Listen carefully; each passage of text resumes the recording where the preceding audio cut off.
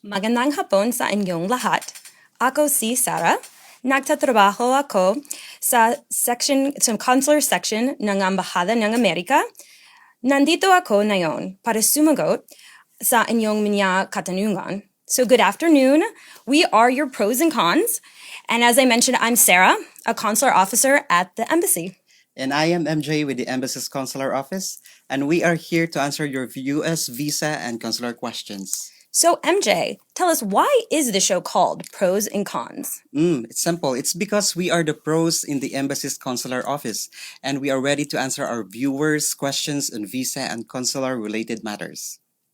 For this episode, we'll answer your question on non-immigrant student and exchange visas. If you have general questions on business and tourist visas, please watch the first episode of Pros and Cons, and we'll post the video link in the comments section. Yeah, so Sarah, who needs a student or exchange US visa? If you want to study at accredited school in the United States as a full-time student, then you will need to apply for an F1 visa. Or if you want to participate in an exchange program for teachers or researchers and even interns and trainees and even summer work and travel, then you will need to apply for a J1 exchange visitor visa. And we will So let me continue. If you have questions about which school is right for you in the United States, our friends at Education USA are here to help. Education USA is the official and trusted source of information about US higher education. So we'll post their email address in the comments. You can also attend the free Education USA Fair in Manila and Cebu on February 27th and 28th. So that's tomorrow and Friday. We'll post a registration link in the comments section as well. And you have an opportunity to meet me in person in Cebu, where I'll be answering your questions face to face. Oh, that's good. And did you know that you can apply directly even without a local agency here in the Philippines?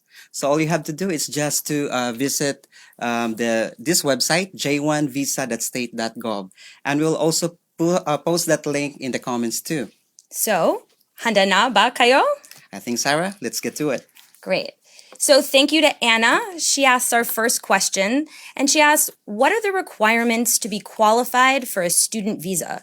Are there any age limits? I think that is a very good question. So to be able to be qualified for a student visa, the applicant must be accepted first into an accredited school in the United States. And that person could study in university or college, and even in secondary for private or public, even the seminary or conservatory school, and as well as vocational institutions. And of course, once the applicant has been accepted in a school, that person must receive the I-20 form, and then from then on, that person can actually start working on his or her student visa application. So besides the I-20 form, applicants also need to have sufficient funds to cover their expenses and also the preparation for their course of study. But in answer to the question, there is no age limit to study in the United States. Oh, that's actually good. Now, so let's proceed to the next question. And this one is from Joseph. Joseph, thank you for sending in your question. So Joseph's question is this. I was denied thrice for a US visa last year for a traineeship. I asked once of my consular officer why I am still denied for the third time. She told me, as much as I want to grant you a visa, we have an immigration law that we need to follow. What's the immigration law that they're following? Well, thank you so much, Joseph. This is an excellent question. I think a lot of viewers might have this same question. So student and exchange visitor visas, they're evaluated under Section 214B or 214B of the United States Immigration and Nationality Act.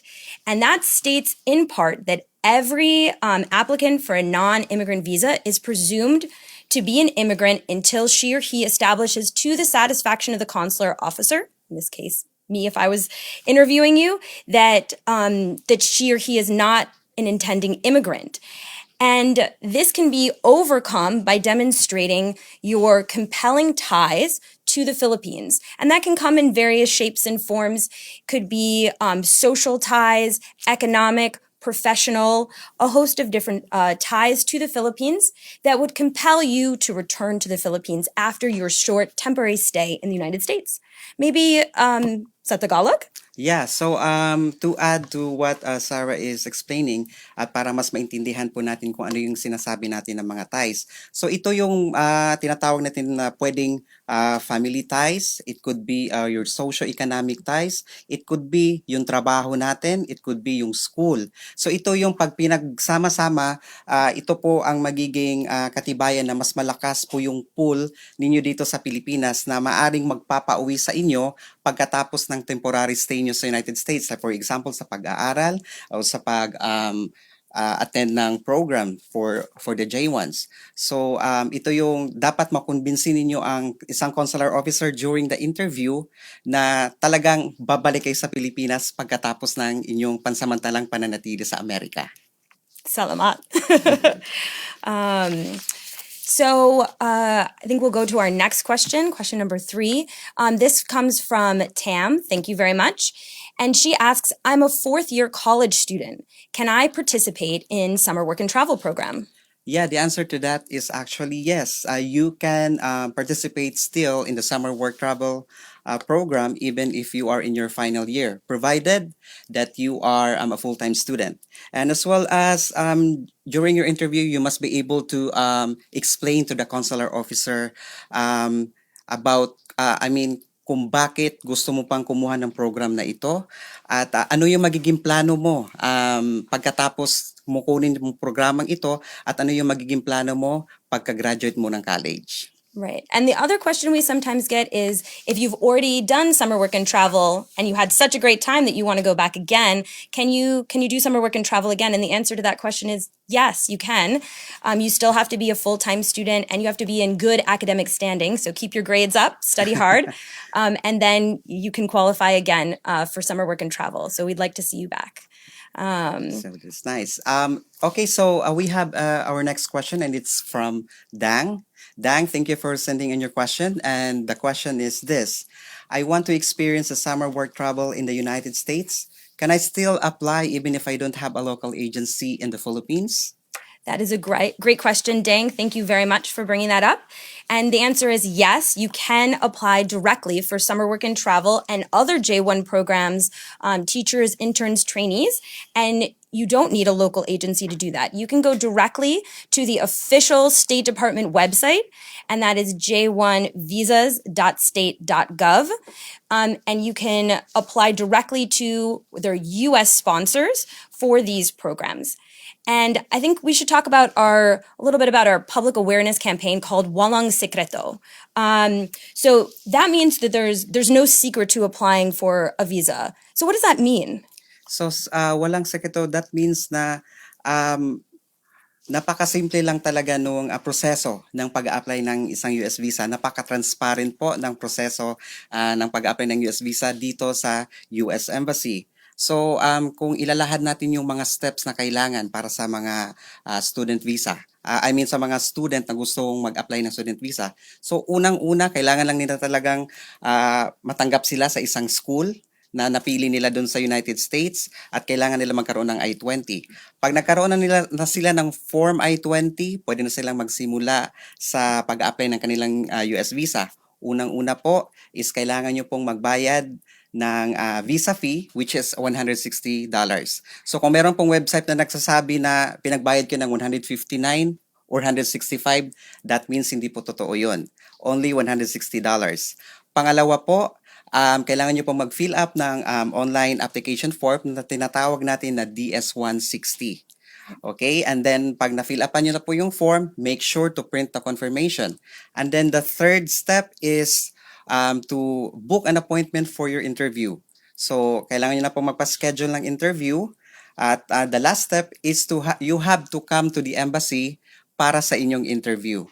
At of course, kailangan nyo pong dalhin yung mga requirements katulad ng passport, yung I-20 ninyo, yung resibo na binayaran sa bangko para sa visa fee, and of course, other documents na sa tingin nyo makakatulong sa inyong application during your interview.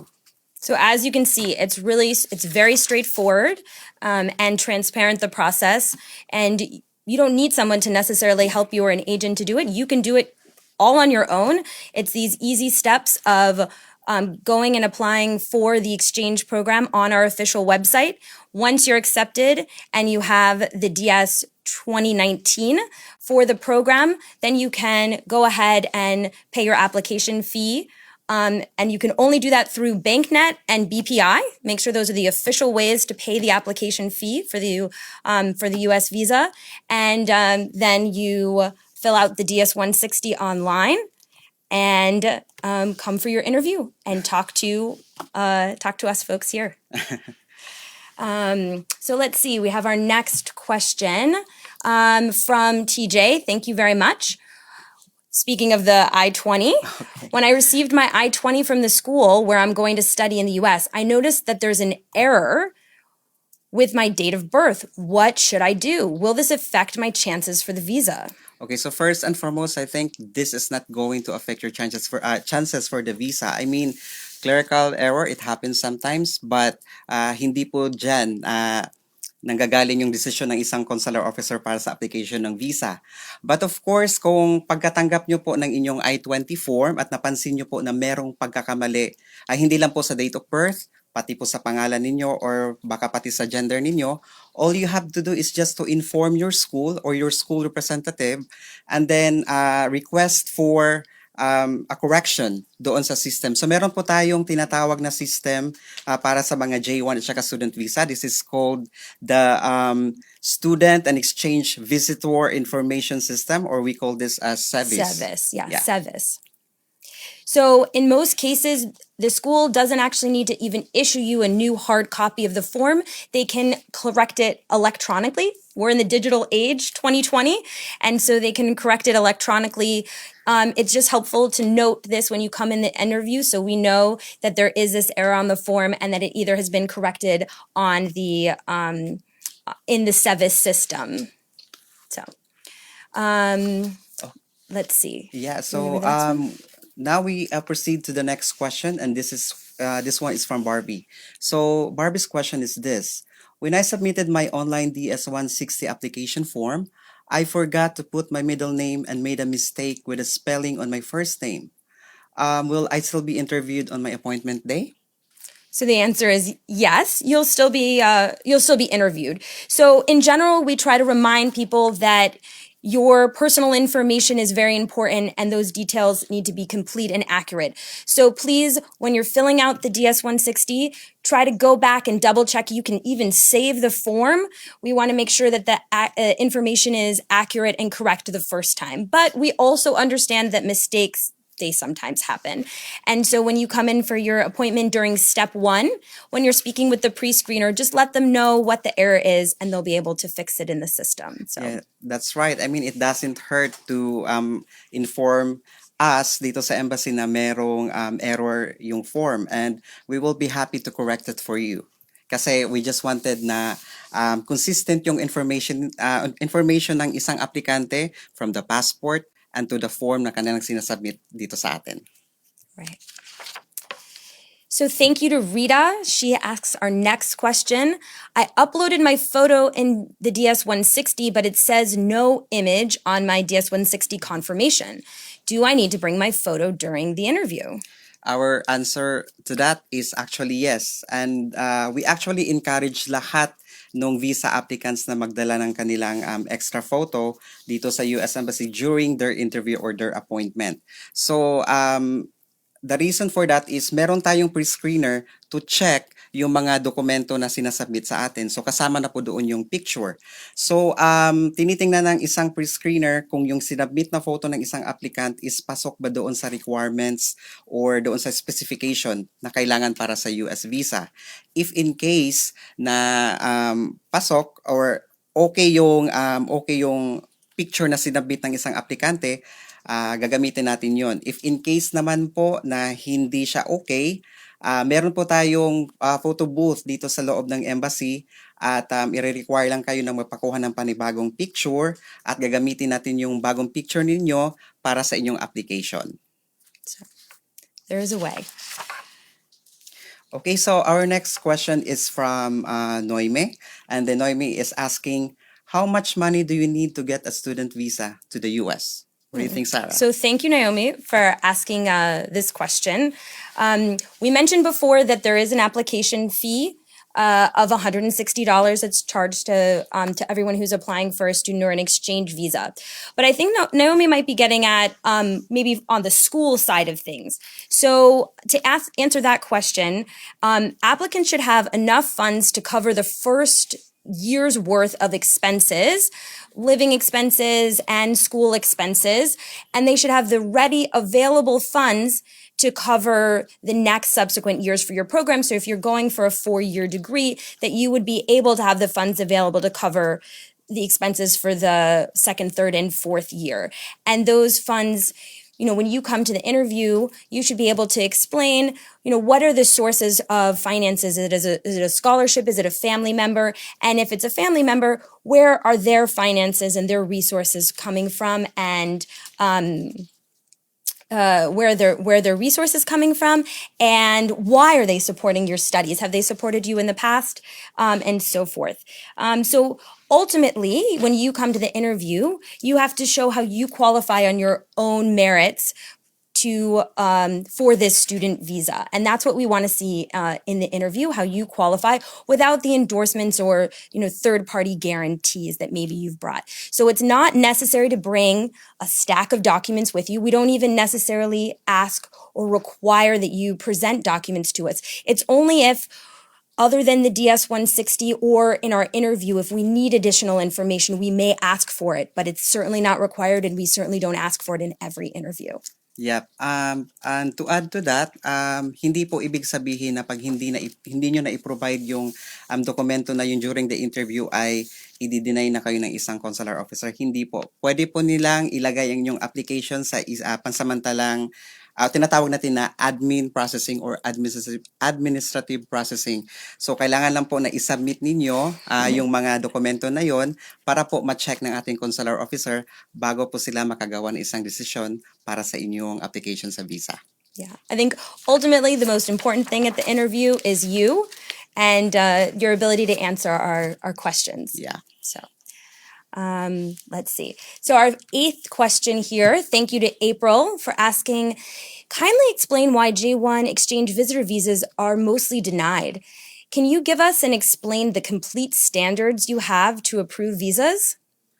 Well, when it comes to this question, we have to, let everyone know that the embassy is approving overwhelming numbers of visas, including students and exchange visitors applicants. That's absolutely right. So actually, we approve the overwhelming majority of applicants, including students and exchange visitors. So that's important to remember. And it's also important to remember that eligibility for a visa is determined on the day of your interview by a consular officer like me, and that we can provide some, information about the procedures of how to apply. But ultimately, we talked a little bit about this before, that the applicant has to, the burden is on the applicant to overwhelmingly convince the consular officer that they have their compelling ties to the Philippines that would make them return to the Philippines after their temporary stay of either study or the exchange program in the United States. And so that's what we're looking for in the visa interview. So our question number 9, it comes from Judith. Thanks very much to Judith for asking. I would just like to ask if my B1B2 visa will be revoked if I'm applying for an F1 visa. I currently have an appointment for my F1 student visa. However, I want to know if I can use my B1B2 visa to attend the orientation, or if I should get this F1 student visa first. Okay, so ganito po yun. Kung meron na po kayong B1B2 visa and then interesado po kayo mag-aral doon sa United States, pwede po kayo mag-apply ng B1B2 visa, ng student visa, at wag po kayo mag-alala, hindi po ika-cancel or i-revoke ang inyong B1B2 visa. So, pwede po kayo magkaroon ng dalawang klase ng visa. provided na tama yung paggamit sa mga visa na to sa pagpunta nyo po sa United States. So for example, kung pupunta kayo dun sa US at ang purpose niyo ay mamasyal, magbakasyon, so pagdating nyo po sa port of entry, you just have to present your B1B2 doon sa immigration officer. Ngayon naman po, kung gusto nyo pong mag-aral doon sa United States at meron na kayong F1 visa, pagpasok nyo po sa port of entry, just present your F1 visa and you will be good. So that's right. So if you're going for the purposes of starting your student program or your exchange program, you just need to make sure that you present your J1 or your F1 visa to the immigration officer so that you can enter on the right visa. But of course, you can keep your B1B2 visa if you are traveling back and forth for tourist purposes. So you can have two different kinds of visas in your passport, or three or four, if you so qualify for those visas. Okay, so our next question is from Dennis, and Dennis wanted to know, can I do a short study program in the US using a B1B2 visitor visa, or do I need a student visa? So that's a very good question, Dennis. I'm glad you're asking that question. So you can use a B1B2 business and tourist visa if the main purpose of your travel is tourism and the study program that you're doing is short and it's incidental, it's on the side of your main purpose of travel. It also has to be recreational, not for credit. It's a short course of study, and it's not a degree program. So that's the main difference between a student, an F1 visa holder, who's going to an accredited school for a longer period of time to get some sort of degree or some sort of course of study. Yeah. I don't know. Should we clarify sa Tagalog? Yes, yun po. Dapat lang po na pagpasok natin doon sa United States, dapat tama po yung paggamit natin ng US visa. Like, dapat clear doon sa immigration officer yung purpose ng pagpasok ninyo doon sa US. Like, for example, yun nga, kung gusto nyo pong magbakasyon, okay, and you have the B1B2 visa, perfectly fine. Now, if in case naman po na kailangan nyo pong mag-training doon sa US, i-explain nyo lang po doon sa immigration officer yung purpose ng training, gaano siya katagal. Meron po tayong tinatawag na itong B1B2 visa is actually a combination of business and pleasure visa. So, pwede rin po siyang gamitin, but provided na ma-convince nyo po yung immigration officer doon sa purpose ng travel niyo sa United States. Great. So Sarah, next question. Okay, so question 11 comes from Ryan. Thank you, Ryan. What should I expect at the interview for a student visa? I'm nervous.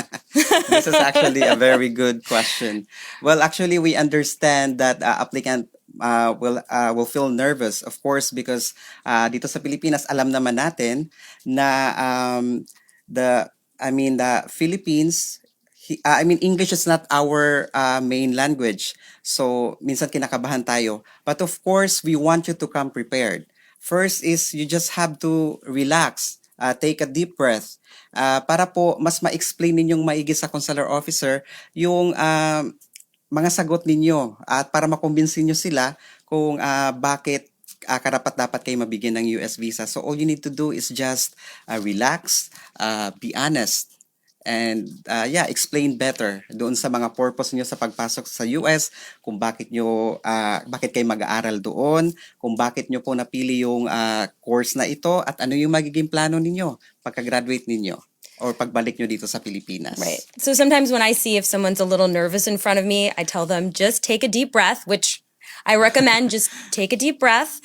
And I tell people to speak from their heart. So you want to do this exchange program, you want to study in the US, so just tell us about it. Just take a deep breath and say, I applied to this school because of this reason, or I'm really passionate about this subject. And so just speak from your heart. No need to get nervous. Like we said, the majority of applications are approved. And so, just speak from your heart and be totally honest, answer all the questions that you can, and try to explain fully. When you answer a question, try not to get nervous and just say yes or no, but answer fully the question and honesty, right? We're looking for you to be honest. Okay. And then we have another question, and this one is from Des, and Des wanted to know, when should I pay the for the service fee? Is it before the interview? Right. So remember, the SEVIS fee is that Student in Exchange Visitor Information System, just to remind us what SEVIS is. And yes, you are going to pay the SEVI fee before you come in for the interview. We should be able to see that the fee has been paid electronically in our system. You can also print out a confirmation page. And also, you can check on fmjfee.com. You can go ahead and put in your SEVI number and your last name and date of birth, and you can yourself check to make sure that it's showing as paid in the system. If you have any questions, then you can follow up with SEVI and make sure that that fee has been captured. Okay, I think that's good. So we have a question from Michael. Good day, ma'am and sir. Well, good day to you as well. Are Filipinos still qualified to apply for a visa for internship in the United States? Yeah, Filipinos are actually welcome to apply for internship in the United States. So, ang ma-advise namin sa iyo, Michael, if you are actually wanted to avail of this program, is to visit yung website na j1visa.state.gov, at pwede nyo pong ma-check doon yung mga programs na available as well as the US sponsors. So, pwede po kayong yung website na yun, naglalaman yun ng mga information. And then, pwede po kayong makipag-ugnayan or makipag-communicate sa mga US sponsor. Alamin nyo yung kanilang requirements. And then, kung interesado kayo sa kanila, you can actually apply to them for you to be able to have the chance for the internship in the United States. Absolutely. So we welcome visitors from the Philippines to come and apply for the program. Like MJ says, you go to j1visas.state.gov if you'd like to look for more information about the programs we have available. There's even more than just internship. There's trainees, teachers, researchers, camp counselors. There's a variety of J1 exchange visitor programs that we have. So let's see. Our next question comes from Beans. Oh yes, go ahead. Yeah. The question of Vince is this. I have a question about the traineeship program for J1 Visa. I have my 1-year work experience last 2018 and I was unemployed by 2019. Now I am applying for traineeship program for the US. Is there any chance that I will get my J1 visa? Thank you. So thank you, Bean, for that question. So we've talked about how we have interns and trainees, and they can be for the same type of program. So you can be a culinary intern and you can be a culinary trainee, or hospitality, or food and beverage, or any variety of others, finance, etc. So there's different programs, but the interns are current students now, or they've recently graduated within the last 12 months. Trainees, on the other hand, have to have at least a year of work experience. So, yes, if you've worked for a year in your field, in a relevant job, then you have met that requirement.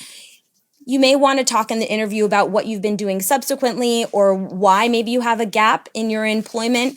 Maybe if you've been volunteering or you've doing other work. So you'll just talk about your work experience. We want to see that in the interview, but you're certainly still qualified to apply and talk with a consular officer. So that's it for our episode today. The time flew by. Join us again for another episode of Pros and Cons. Yeah, and we want to thank everyone who posted their questions, and we'll try our best to answer them in the comments or in our future episodes. So keep following the U.S. Embassy in the Philippines on Facebook and Twitter for U.S. visa information and tips. Okay, and of course, we encourage everyone to only visit the legitimate websites of the U.S. Embassy. So again, I'm Sarah. And I am MJ. So we are your pros and cons. Maraming salamat. Bye.